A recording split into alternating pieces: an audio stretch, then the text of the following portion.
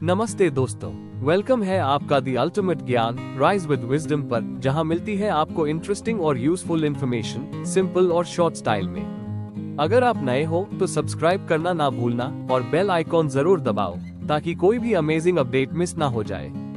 तो आइए आरंभ करते हैं।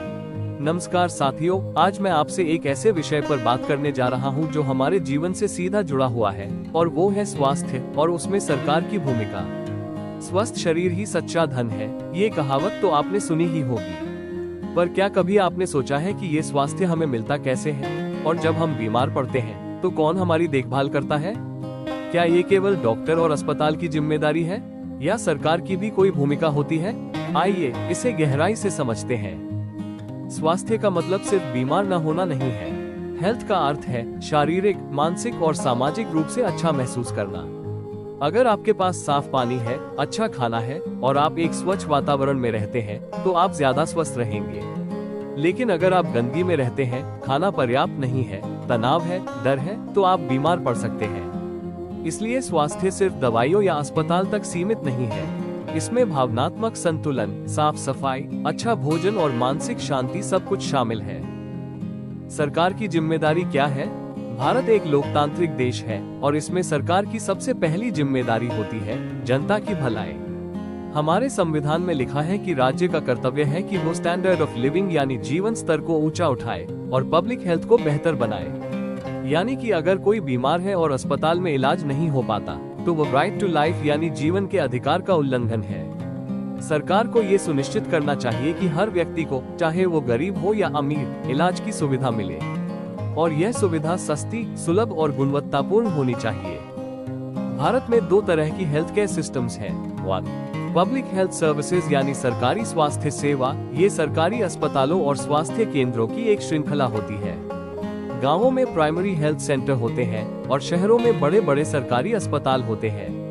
इनका उद्देश्य होता है कि गरीब से गरीब व्यक्ति को भी मुफ्त या सस्ते में इलाज मिले। इन सेवाओं का खर्चा सरकार हमारे टैक्सेस यानी करों से उठाती है। सरकारी अस्पतालों का एक और मुख्य कार्य होता है डिजीज प्रिवेंशन यानी बीमारियों को फैलने से रोकना, जैसे कि मलेरिया, डेंगू, टीबी, हैजा जैसी बीमारियों के लिए अभियान चलाना। 2. प्राइवेट हेल्थ सर्विसेज यानी निजी स्वास्थ्य सेवा। ये निजी डॉक्टरों, नर्सिंग होम, क्लिनिक और बड़े कॉर्पोरेट अस्पतालों द्वारा चलाई जाती है। इनका उद्देश्य मुनाफा कमाना होता है, इसलिए यहाँ पर हर सेवा, डॉक्टर से मिलना, टेस्ट, दवाइयाँ, सब कुछ बहुत महंगा होता है। हालांकि इन अस्पतालों में सुविधाएं अच्छी होती हैं, परंतु ये हर किसी के लिए सुलभ नहीं होती। अब एक दुखद सच्चाई की बात करते हैं।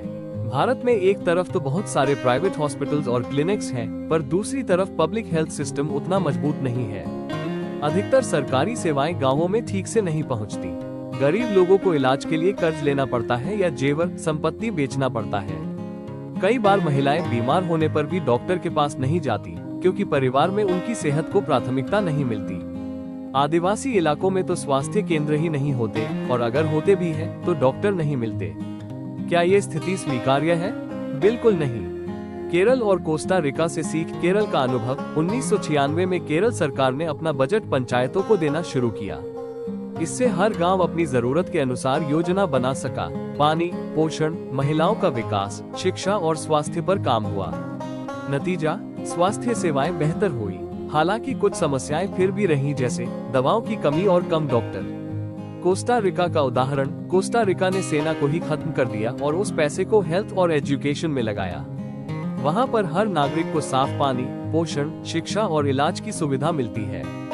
उनकी सोच है, अगर देश को आगे बढ़ाना है तो लोगों को स्वस्थ रखना जरूरी है।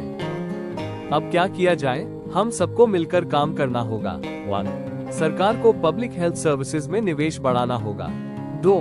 गांव और दूरदराज के इलाकों में अच्छे अस्पताल, डॉक्टर और दवाइयां उपलब्ध करानी होंगी। 3. गरीबों के लिए इलाज को अफोर्डेबल बनाना होगा। 4.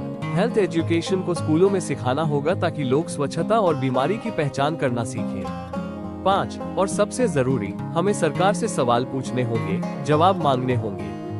अंत में, स्वास्थ्य एक अधिकार है, उपकार नहीं। जब एक गरीब माँ अपने बच्चे को अस्पताल ले जाती है तो वह सिर्फ इलाज नहीं मांगती, वो अपने अधिकार की मांग करती है। और इस अधिकार को सुरक्षित करना सरकार का कर्तव्य है, और जनता की जिम्मेदारी भी कि वो इस पर आवाज उठाए। तो आइए हम सब मिलकर यह प्रण लें कि हम स्वास्थ्य को एक बुनियादी अधिकार के रूप में मानेंगे और सबके लिए इसे सुनिश्चित करने की कोशिश करेंगे। धन्यवाद। अगर वीडियो पसंद आया हो तो एक लाइक जरूर कर देना और कमेंट में बताओ आपका क्या थॉट है। चैनल को सब्सक्राइब करो और शेयर करो अपने दोस्तों के साथ। नॉलेज बढ़ाओ फन के साथ। मिलते हैं नेक्स्ट वीडियो में, तब तक के लिए stay curious and keep learning and follow the ultimate Gyan. Rise with wisdom.